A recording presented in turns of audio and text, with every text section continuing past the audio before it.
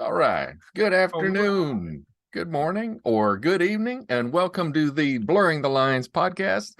I am one of your hosts, Adam Bell, and joining with me is another one of your hosts, Peter Nikolaidis. How you doing, Peter? Oh, great. That was a little bit of an unorthodox introduction, but I like it. We'll mix it up a little bit by adding a couple different adjectives. We'll do it live. Do it live. Oh man, how's things? I am doing well. It's Friday, man. It's been raining all week, but a little rain's not gonna keep me down. Darn right. Yeah, you know what? It's Friday, so you know what that means. I get to work late tonight. Yay! Why do you get to work late tonight? Because I own my own business. Oh yes. So you are a late working criminal tonight. Right. A criminal. Exactly.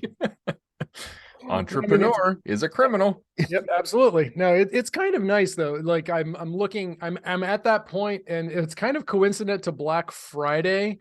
It's like right around there is the time where I start to really turn a profit with my business also. It takes 12 months. Yeah. about almost. And I'm looking at it, I was just like, all right, well, I got to pay some bills. Okay. All right. The bills are all paid. Oh, how much money is in the checking account now? Wait, how much money is in the checking account now? Yeah. Whoa. Better buy something or pay off something or invest something or something. Mm-hmm. But I'll need a bunch of it because I'm about to renew a 3-year agreement for a client, and that's going to require a bunch of upfront purchases on my end and stuff. So it's not all fun and games. And then since most of my money goes straight to the IRS at the start of the new year, I bank a bunch of this to live off of it for some time. So plus I'm going away for a month too. So that's gonna be spending money like water, I'm sure. Oh no. You're frugal everywhere.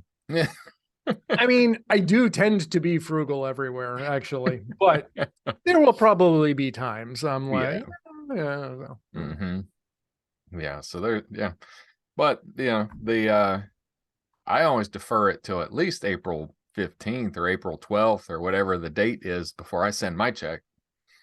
Oh well, I have to file quarterly. Yeah. And as I'm sure, as you know, like Ron White said, I had a problem with the IRS. I didn't pay. They told me when I started making much money that I had to file quarterly, which I thought meant every 25 years.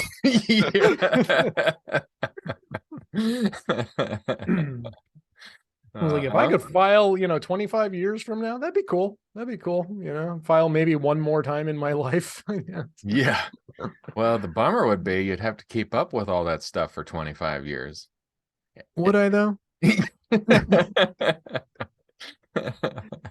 And keep track of what you've paid and what you owe and storing that somewhere and not dipping into it because it's not your money anyway. Yeah. Oh, that's hard. In that case, going the other quarterly is a lot easier.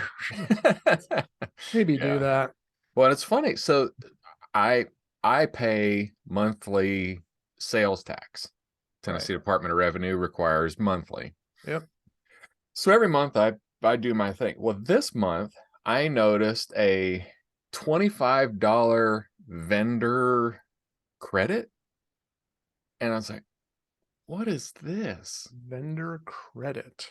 So because I've been paying my sales tax on time, and I have for over a year, I now start getting a $25 credit for every month as part of my sales tax. Because you've been doing what you're required to legally do by law?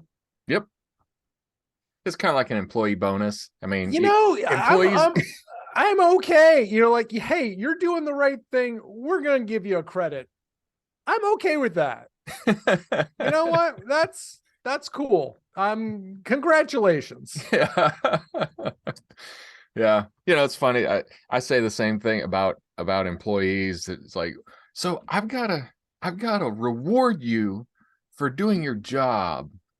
I thought that I was rewarding you for doing your job by paying you. Paying you. Yeah, giving you a paycheck. That's your reward. I had an employee once, this is like, well, he started working for me almost 20 years ago, and he was there for a few years. And he was not a model employee, right? Not by any stretch. And one of the times he complained, it's like, you don't thank me for, for enough, blah, blah, blah. It's like, I seem to recall giving you a couple of thousand thank yous just a couple of days ago. It's like, what? And your paycheck. You're welcome. You're welcome. I'm not that, that way anymore. I generally like to send at least a weekly thank you to the team and stuff like that, these days. But I like, I was like, yeah, there's something you should be, you've got a job, dude. I mean, I'm grateful that you're here working, and you should be grateful that you're here working too. That's how that works. Uh-huh. So, anyway. Yeah, I know. It's the whenever you're in a position of authority, you are also a father figure regardless of your age, and people need approval and confirmation and yeah. I've had quite a week when it comes to the team. I've just come to accept it. It's not worth fighting. It's not worth getting exasperated over. It's just like it is what it is. You need some attaboys. Let's dish these things up. Yep. No, I mean, I try to, praise, but you gotta, it's a two-way street. You gotta give me something to praise. Yeah. It's like, someone who says like, why didn't you tell me I did a good job? Well, because you didn't. Yeah. So there's that. Mm-hmm. Yeah. Yeah. I try to do that better, because I mean, as I try to improve to be a better manager and boss and everything, that's one of my improvement points of like, I intentionally make sure to give people attaboys, just to keep the positive stuff going. But yeah. I don't expect much in return, because nobody really thanks the boss. No. Okay. It's okay. Nope. No.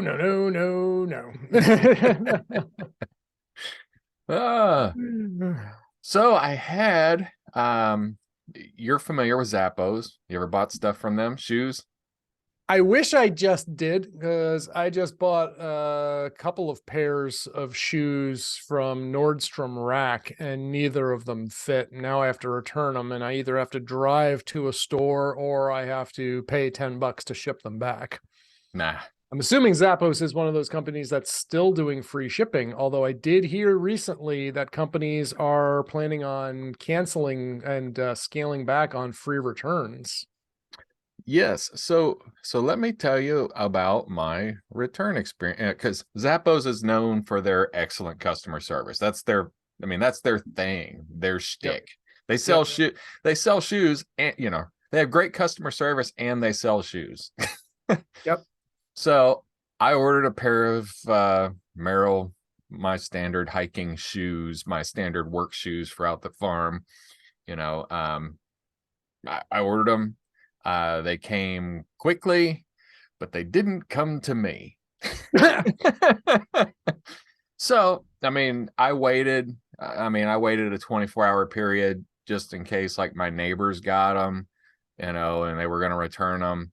But I didn't want to wait too long, because they're like, well, you waited 72 hours to tell us you haven't gotten our shoes, or, I didn't know what the waiting, So it's like, I want to give enough time, but I don't want to give it too much time that they're saying, why'd you wait so long? So I contacted customer service, 24 hours after I hadn't received them, but said delivered. And I said, told them the story. It's like, it says delivered, but I don't have them. And I have a video camera on my porch, so I know that they weren't delivered and stolen, Right. They weren't delivered here. They weren't delivered here, and they weren't, if they were stolen right out of the UPS man's hand, or USPS. And so they said, no problem, we'll send replacement right now. And that evening, after they did that, my neighbor comes over and says, "Oh, this is your box. Here's your shoes." Like, we didn't even look at it. We just brought them all in. Like, okay. So I immediately emailed Zappos. I said, "Hey, good news. My neighbor has my shoes and they we're all said, good." let said, me guess. They said, "Keep them." No, they didn't say keep them, but they said, "Well, thanks. We've already dispatched the new shoes and they're on the way, but since they haven't gotten as far, we can't stop it, but they haven't gotten to you. So what we're going to do is we're going to intercept it, tell them to don't deliver, just send it right back to us." Yep. So went right back to them. I never saw them. I said, "Fantastic. Thank you. Great job." Well, last week I received a notification from Zappos that I got $120 credit for my shoes. I was like, okay, well, maybe they billed me for the second pair of shoes in case I didn't return it, and then they returned it because those shoes went back in. So I double checked my credit card. I did not have two charges for my shoes, just one charge. The one charge for $120. So I emailed them, and I haven't heard back from them. I emailed them today and said, well, I went through the scenario and I said, you guys charged me for $120. I received a $120 pair of shoes. You received your shoes back. I really do appreciate a free pair of shoes, but you really should be paid for the product that you provided. So I'm waiting to hear back from them, but hopefully they didn't give me a free pair of shoes, because I don't know how they can stay in business like that. Yeah, that's a good question. That's the thing is, I always think about small transactions and things like this, and it's like, wow, how do businesses like this make money? Like I have an issue going on right now where one of my smaller clients, she's a one-person solopreneur, a little bookkeeping business, and she buys her Microsoft 365 subscription through us. And there's a problem with her email, like she's not able to view the quarantine. We recently moved her off of a third-party email filter to just use the Microsoft, built-in Microsoft Defender thing, right? Because just because we were having nothing but trouble with the third party, and I was just like, enough of this. It's just not worth it anymore. But now she doesn't have access to like a portal where she can check her stuff. And so I've got one of my guys working on this for her, trying to fix it, because, he manages other M365 tenants for me. So I'm like, yeah, great, do it up. He's been poking at this for like an hour or two and hasn't been able to, find the problem just yet, including opening a support case with Microsoft and with our distributor. And I'm like, this is essentially erasing any profit for this customer for the entire year on this account, on this one account. Now she'll do other things, but essentially this one support call has just shot that, and that's, that makes me want to, say with certain jobs, like, yeah, I don't want to do this anymore. So I'm sure if Zappos was losing money on every sale like that, but then again, I have to ask, like, what is the margin on a pair of shoes? Can they afford to? Because I've done like I had a problem. I bought a stand and a clip for my iPhone in my car. And I bought it from ProClip USA at the recommendation of our friends over at the Accidental Tech podcast. And there was a problem where every now and then the charging unit would just start to freak out, and the phone would start charging, stop charging, charging, stop charging, charging, stop charging, and it would start making a like grinding noise. I'm like, okay, that's not normal. Yeah. And I tried, different power plugs, and I tried with the PowerPoint with the little, cigarette lighter adapter that they had, and also plugged directly into my Tesla's USB jacks. And the problem happened. And then it happened on a different phone. So I was like, okay, it's not the jack. It's not the adapter. It's not the phone. It's, it's this thing. And they asked me, can you show me this? Show me this. Send us a screenshot, or send us a photo of the defective part. I'm like, okay, sure, I'm jumping through this hoop. Here's a picture of it. You can't hear it vibrating. Yeah, you can't see the thing not charging, right? But here you go. And they sent me a new one. Never asked for the old one back. They're not going to troubleshoot it or anything. I'm like, oh, okay, great.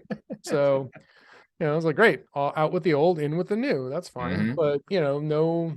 And again, it's like, it was like, what, a $40-$50 part or something like that. So what's it going to cost them to troubleshoot this? And then if they do find a problem, to replace it, they're like, screw it.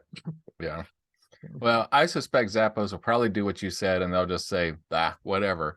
But they made nothing on it. Yeah. Not partial, not half, nothing. Yeah. So, that's not a good plan either. Yeah. I've definitely heard stories about that, like where you'll a vendor will send something to you, and then you're like, no, I can't, blah, blah, blah, whatever. And they're like, you know what? Just keep it. It's fine. And yeah, you don't have to pay for it. Yeah. Amazon's told me that when wrong deliveries, and I get it from a logistical standpoint. Yep. Because Amazon, how many millions of parts are there on Amazon, and logistics of where it is and what it, but we're talking about one company that sells shoes. They sell shoes. You do know, though, Zappos is an Amazon company. Oh, are they really? That is Amazon. Oh, I didn't know that. So, yeah, that explains everything. See, there you go. It all makes sense now. Yeah. Okay. Yeah. Now, okay. Yeah. They're not going to take that credit, even though I've said it's rightfully yours. They're just no, it's fine. We've got more money than God. Yeah. The logistics of taking your money is too complex. We're just not even going to do it. Yep. Do you know who has more money than our founder?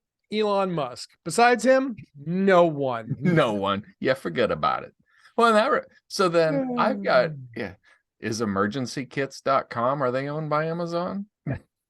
Not that I know of. Doesn't mean they're not, but if they are, I'm not aware of that. There's you can find it so I remember when I was finishing my my bachelor's, that I did a report on Amazon, like a deep dive, and that's one of the reasons that I am still arguably over invested in Amazon, because I'm really impressed by the company, as a company that it's a well-run, tight ship, I hope that remains true, in light of, the economy and the turmoil we're going through.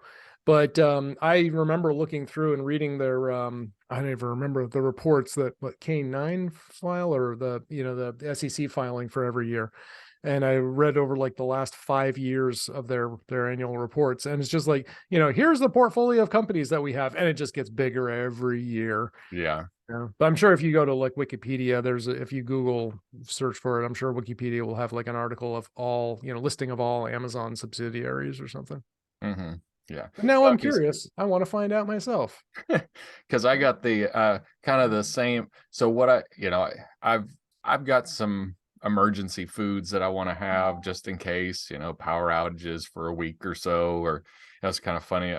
My oldest daughter's boyfriend was like, why would you want to have emergency food? I'm like, well, you should.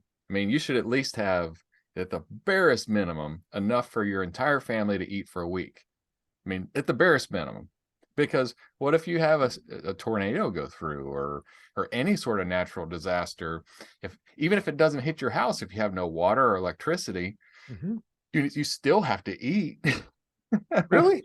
Yeah. And if you don't have electricity, the restaurants may not have food. The grocery may not have food. So it's just a good idea. We've gotten a lot of convenience and laziness of being Americans, and like, I want steak tonight. I can readily go get a steak, whatever whatever it is we want. We can get it immediately. But you probably know, though, working in IT, we've gone through some supply chain issues recently. Yeah. Where we can't just get anything we want. And there have been times at the store where there's limited stock on things that used to be in abundance. So, it's like, and it reminded me of my time when I was in Brazil where they're like, oh, we can't get the parts. It's going to be a couple of weeks, check back. And then, that's just the way things are. I'm like, oh, Yeah. okay. Well, in Mexico, their whole utility system is built around they may or may not have water for a couple days. So they put, cisterns on the building, Yeah. and it runs all night as long as there's water. And then at some point, the utility stops providing water, and you hope that your cistern has more water until the supply starts coming again. There you go. Yeah. That's it. Yeah. But so I ordered some emergency foods, and one of the things I wanted to kind of round out some of the things that I've got. I wanted to have some like breakfast and fruits and vegetables and meats, and because I had like meals like, well, yeah, Right. we'll survive, but it won't be all that pleasant. What's for breakfast? Rice. What's for lunch? More rice. What's for dinner? Different flavored rice and beans. It's like, okay, so let's mix these up a little bit. But so I was like, well, I should get some whey milk, dehydrated milk. Okay. I was like, it's not as good as real milk, but it'd be nice to have some milk if we needed it. Well, they sent me eggs instead of milk. Yeah, those are interchangeable. So I replied back, hey, you sent me eggs. I wanted milk. Please send me the milk. I'll return the eggs. And so they sent me the milk. I said, hey, I'm going to keep the eggs. I mean, I don't have eggs. I might as well keep them. So just charge me, invoice me, however you want to do it to get paid, I'll pay you. Nothing. No response. Did they send you a return label or something for the eggs? They did. Yeah. They did ship that with the milk, but I was like, hey, I'm just going to keep it. I'll pay for it. Yeah. Nah, nothing. I mean, they might still charge you for it or something. Who knows? Yeah, it may take the ERP system long enough to say, hey, we never received this back. We're going to bill you for it. Yep. Thumbs up. So on that note, though, when it comes to Amazon returns, they're usually super easy, barely an inconvenience. Barely an inconvenience. Except when the product you bought was made by Apple. I would never buy an Apple device from Amazon. Yeah, well, these were really cheap. Black Friday sales. Remember, I saw those the AirPods Pro 2nd edition. So I bought them there. Oh, by the way, another Black Friday deal that I got. Check it out. Batman? The shirt I'm wearing. Yeah, it's a athletic. I forget the name. Athletic wicking kind of thing. Oh, okay. Fits me really well though. It makes me look pretty good. I think I'm feeling pretty athletic here. I am Batman. I feel like a Superman, a superhero, actually, not a Superman. Rest in peace, Kevin Conroy. Anyway, so I bought the AirPods Pro because they were only $200 as opposed to $250. And I also figured, all right, it's got to be the problem with my AirPods because I was having these weird audio issues with my old iPhone and my new iPhone. So like, here you do, I'll take the bite. Took less than 2 days or so, and they started making the same garbled audio problems. Womp, womp. So I was like, great, I'll just return them. Oh, you've got to chat with us. Oh, now you need a phone call. Okay, you got to do this, blah, blah, blah. All right, fine. Had to jump through. Have you tried troubleshooting? I'm like, oh, yeah, I have. And no, these are fine. They're fine, but they don't work in my use case. I need to return these. Jump through all the hoops. I bought my Apple Care from Amazon as well. And Amazon says, oh, you can't return that through us. You have to go through Apple. Apple says, no, you can't do that. You have to go through Amazon. Amazon offers me no way to cancel it. I have to call them again. I can't even start a return on my Apple Care. There's no refunds or returns option on this line item. So there's a chance that once they finish the return and the refund on the AirPods, that they'll figure this out and cancel them both together. And there's a chance they won't. So I have to call them about that again. I'm going to do it in a few days because they said that the refund on the AirPods would take like a couple weeks or something like that. As also different, like as soon as Amazon, like if I take it to a Kohl's or UPS store, it's like within seconds after that barcode is scanned, it's like, bing, your refund has been processed. I'm like, geez, how did you even? Wow. Okay. Thanks. Not with Apple stuff though. So you're yeah. saying there's a chance. Right. There's a chance I might get a refund. There's a chance you might just have a spare set of.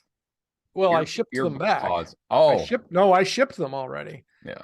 What I may have is a spare set of Apple Care that I can't use. But on a device that you don't have. On a device I don't have. Speaking of that, so I called Apple back again for the, I don't know how many time at this point. I've lost count. It's like, all right, folks. And we've talked about this on previous episodes. I had an iPhone 12, AirPods Pro. I'll be on a phone call and all of a sudden it goes into Decepticon mode, right? I'll be talking to you and all of a sudden, and then everything's normal again. Only happens on the phone, only happens on the AirPods, only happens on calls. Doesn't happen on music. You know, you're really good at that. I watched a lot of Transformers movies and read a lot of comics as a kid. So what happened then? I bought a new phone. Same thing happens. Same AirPods, new phone. Same thing. Black Friday comes around. I was like, you know what? Fine. I wasn't going to do it, but now's the time. Let's just replace these old AirPods Pro, get the new ones. I got them. These are really nice. This is really cool. About a day or two later, does the exact same thing. Maybe it was even the same day. I don't remember. Same thing. Called Apple. I am livid. You know, this is like, look, I've spent well over $1,000 of my own money troubleshooting this stupid problem. Right. And the guy says, well, the only thing we can offer you is wipe the phone out and set it up again as a new phone. Do not restore it from a backup. And I resisted. And I was like, why would I do it? Look, he says, well, no, it's a very rare problem and I can see, but I've seen if you wipe it out, it'll fix the problem. I'm like, okay, but look, and I said this with you already, I think I said somewhere I managed to find that hidden settings slider, to randomly garble audio communications at random intervals, right? I found that slider once. What's to say I won't find it again, right? It's something that I did, either an install I made or a setting, an app, something caused this. What's to keep it from happening again? Oh no, it's not going to happen again. I did it, took a couple of days. It happened again. Oh, it did. After you did the wiping out? It happened freaking again. So I called Apple and I am pissed. But I was really nice to the lady on the phone because it's not her fault. And I get that. There's nothing to be gained by taking it out on her. She puts me on hold, comes back. She said, oh, the only thing we can do is just replace them. I was like, not going to fix the problem, but fine. Fine. Send me a replacement. And I get a note. And I was like, that's weird. They didn't ask me for a credit card number. They didn't ask if I wanted to do an advanced swap. And there's a FedEx tracking number. They just shipped me a new set of AirPods. Really? Huh. Well, let's see. And then I look online and it's like, and I see the words on the tracking, the slip, AirPods Pro 2nd generation. I'm like, wait, they sent me a brand new pair of AirPods 2nd gen? Really? Then I look a little closer. They sent me a box. So that I could return the AirPods Pro 2nd generation. Which I no longer have. Because I've already returned them to Amazon. So I called them again today. Oh, man. And I explained to them again what's going on. And again, I had to start from scratch. And this person said, oh, okay, and this guy I talked to this morning was like, he sounded like he was on the ball. He said, let's do a callback. We'll do some troubleshooting. I have to run some diagnostics for 24 hours to collect samples of the calls doing that. I'm like, fine, great. Schedule a callback. I get a callback. press 1 to be connected to an Apple representative now. Great. Thank you. Press 1. Hi, I'm so-and-so with Apple. How can I help you? I'm like, you don't know? You're not calling me about the ticket? Oh, let me look up your case history. Blah, blah, blah. Oh, yeah. Well, we're tech support. There's nothing really. I can schedule a time for you to go in and take them into the shop, to the hardware. I'm like, it's not the hardware. It's happened on 2 different phones, on 2 different AirPods, on 2 different software builds. It's not the hardware. You guys have a software problem that you need to fix. Oh, well, we're just tech support. We can't really troubleshoot that. I was like, great. I said, earlier I was speaking with a senior advisor. Can I have, oh yeah, I'll get someone. I'm on hold for an indeterminate amount of time. Comes back. Hi, Peter. This is Brianne. She's going to help you for moving forward. Click. Line goes dead. Of course it does. So I call back. And I spoke with another person. She's like, yes, I am a senior advisor. I was like, great. Here's the thing. And she's like, well, have you spoken to your carrier about the problem? And I'm like, no, I have not. So she said, well, it's only happening on phone calls. It's a problem. I was like, it's only happening on phone calls with the AirPods. So draw this out. Here's the AirPod. Here's the phone. Here's the call coming into the phone. There's nothing wrong on this end of it. After the call gets into the phone and goes to the other side to the AirPods, that's where the problem happens. If you take the AirPods out of the equation, the calls are fine. It doesn't have a problem. You guys have a problem. You don't understand your own freaking Bluetooth stack or something. I don't know what it is, but it's not my job to fix it. So what I'm trying to do, is to either get them to send me a new something or give me a credit, which they'll never do. But to send me a new something for my troubles. And then I want to eBay that and buy a pair of Bose headphones and forget about this problem. Moving on. No, I wouldn't go with Bose. I would go with Blue Parrot trucker headset. It works. Blue Parrot. Oh, Blue Parrot. Yes. No, I want something athletic and oh awesome. No, athletic and sleek is not going to work for you. Well, in that case, I could just buy the AirPods, Pro Max or something. Those are the over the ear version. Oh, really? Like the studio versions. Yeah. Yeah, I don't pay any attention to that. No, I can't. I mean, I like my Jabras as far as wearing for getting audio in. I've never found a earbud set that people can hear me as well as I can hear them. Yeah. And to not be understood is really hard for me. You should try speaking Decepticon sometime and see how that goes. Yeah. Yeah. So I don't know. I'm just glancing on Amazon right now. I see the Bose Quiet Comfort noise canceling earbuds, $200. I see the Bose Quiet Comfort earbuds 2, $280. You should get Apple iPods. They'll probably work more correct since they're native. You'd think that Apple AirPods would work really well with an Apple iPhone, wouldn't you? That makes a lot of sense. They have the Bose Sport earbuds, Bluetooth in-ear headphones for workouts and running, triple black. But I want something that's I want a pair of high quality ones. I really like when they work, the AirPods Pro are really nice. I just want something that's going to work. And if it was something that's going to stay in my ear really reliably so I can use it while I'm mountain biking as well, so I just have one pair for everything, even better. Anyway, I don't know. All these first world problems. I know, but they get under my skin. That's my own fault. All right. So on to a new topic. I'm about ready to learn a new skill. What are you going to learn? I am going to learn how to bake bread. Oh, that's fun. Yes. I haven't baked a loaf of bread in a long time, but there was a time where I was rather prolific with my bread baking. So I've never, I mean, I've been around. I mean, I'm old enough that, grandparents baked bread. Actually even my mom baked bread some, but as far as me ever making it, I've never really made it other than participating whenever I was required to.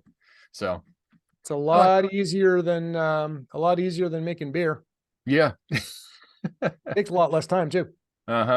So I'm gonna give that a go. That's one of the I don't know, I just want to add it to my skill set, and think it would be a little bit distracting. It's real easy. Also, look up beer bread recipes. Beer bread. There are some recipes where you can take a shortcut. So instead of adding yeast and sugar and letting it rise for several hours, you just go straight with beer, and it instantly rises. So if you're in a hurry and you've got some leftover beer, you use that and give that a shot. So yeah, look up beer bread. That's fun. Cool. So I understand the overall theory, but I'm gonna do some, I'll geek out on some historical, things of bread, and I'll probably bring it to you, and you're like, oh yeah, I know that, but I forgot that. I forgot that I knew that. I used to do that, and I forgot that I did that. Oh, bingo. So, yeah. So I'm going to bake bread. Cool. Break bed. Break bad? No, Break I'm bed. I'm not going Breaking Bad. Sounds like you had a good weekend. So, what do you know about alchemy? I mean, if I remember correctly, the original intent was to turn lead into gold, and that's about it. Yeah. I actually read a couple books that were fictional, but they were surrounding alchemy. And I mean, and there was a lot of hocus pocus around alchemy, but it was the precursor to chemical science. Yes.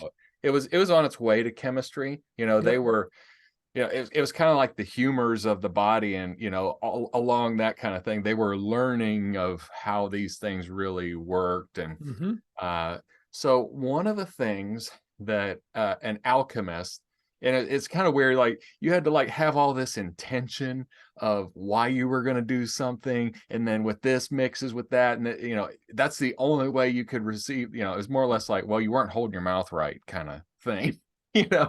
So not the science of it. It's just like that you had to have all these specific, like the moon has to be aligned, and but the one of the original things of alchemy was gold. Obviously turning lead to gold, that was a big thing, but the other thing was creating a philosopher's stone. And out of the philosopher's stone you could create the elixir of life for immortality. So when J.K. Rowling was writing the Sorcerer's Stone, it was going to be named the Philosopher's Stone, because that's the alchemy of it. The problem with that is Americans are too stupid to find that interesting enough, so they renamed it the Sorcerer's Stone. And even Nicholas Flamel was a alchemist in a really old alchemist. So he was real. I mean, real. I mean, he was a person. He wasn't a real. He was a real person. He was an alchemist, but he wasn't a real scientist, so to speak.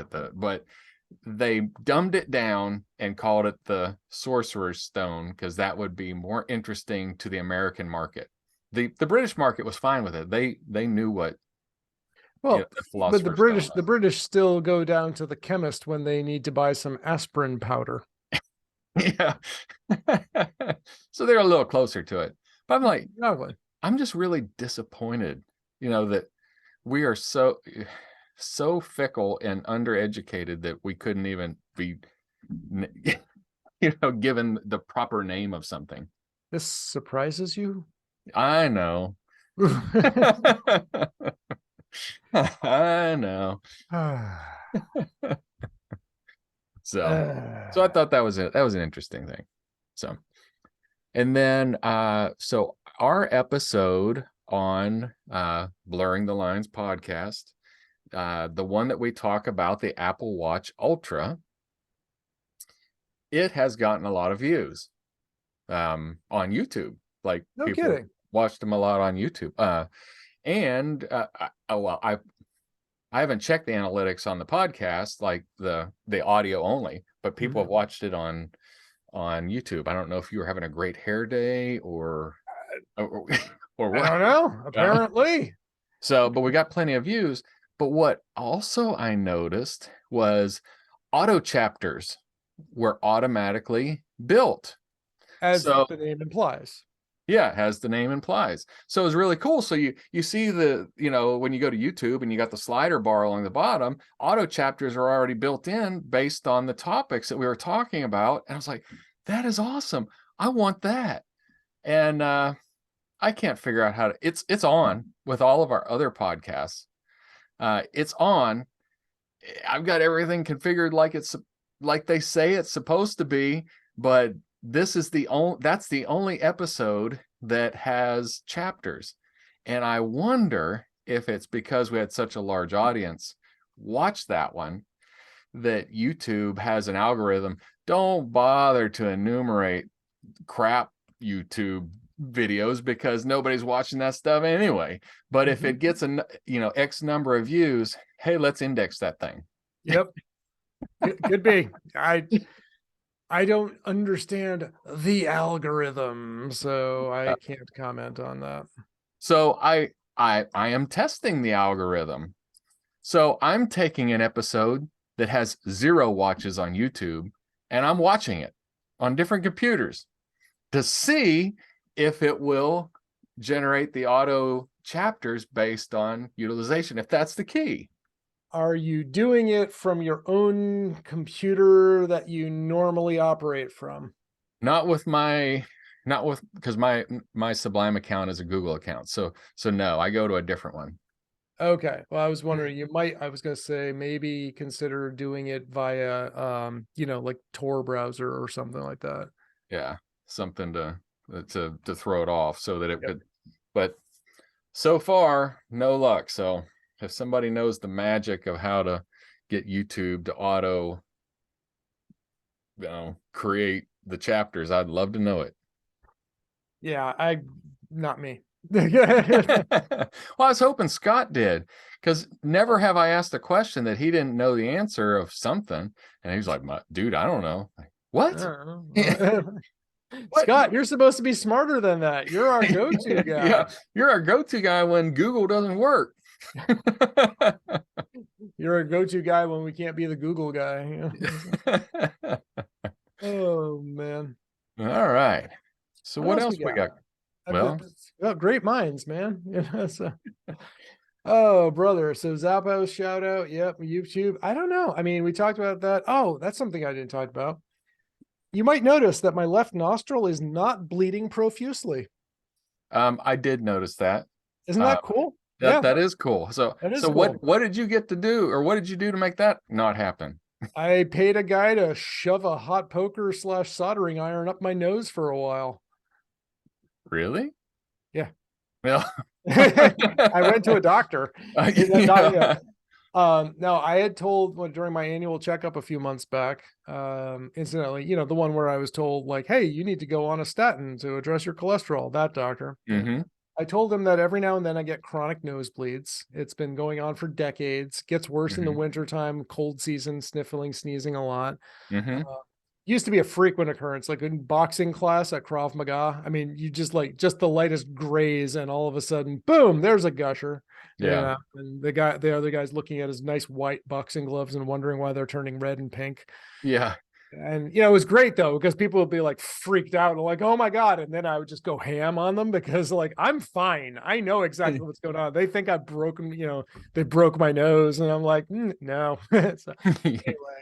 But I've had enough, because there have been times like I have 2 types of nosebleeds. Like there's one where it's just a sniffle, pat it for a second and then it's gone. Mm-hmm. And then there's the kind that starts and won't stop for 15 minutes, no matter what I do. Yeah. I've done the pinching, the leaning, the back, the pour water up it, whatever, doesn't stop. and it's really frustrating. The last time that happened, it was when I went to have my knee looked at, and I had a positive COVID test at home, and the doc was like, "You want another PCR test?" I'm like, "Sure." And so she did it, and as she was swabbing around, she ticked it off, and so I made an appointment with an ENT specialist. Saw him about a week ago, and yeah, he numbed it up a little bit, and then the next thing you know, he's sticking a little soldering iron up there, and didn't actually hurt. I mean, it was a little unpleasant, right? Yeah. The good news is it didn't smell. I didn't smell anything. I was afraid of that, because I remember when I had laser eye surgery, I could smell the tissue cooking. That did not happen in my nose, surprisingly enough. But yeah, he went up there and just like sealed it all off. And the worst part was the taste of the topical numbing agent, the topical anesthetic. Thank you. That was the worst, because it's getting in my mouth. I'm like, oh, it's stuff tastes bad. Oh yeah, sorry, I should have warned you about that. But he got in there pretty good. And then as he's leaving, he hands me my discharge papers, and like among the top things is like, don't blow your nose for 5 days. Yeah. Okay. In the just as cold and flu season is really kicking in. Oh God, are you kidding me? Don't inhale sharply. Don't insert anything such as a finger or a Q-tip into your nose. But then later on below, it's like, you can apply Vaseline to the affected area with a Q-tip.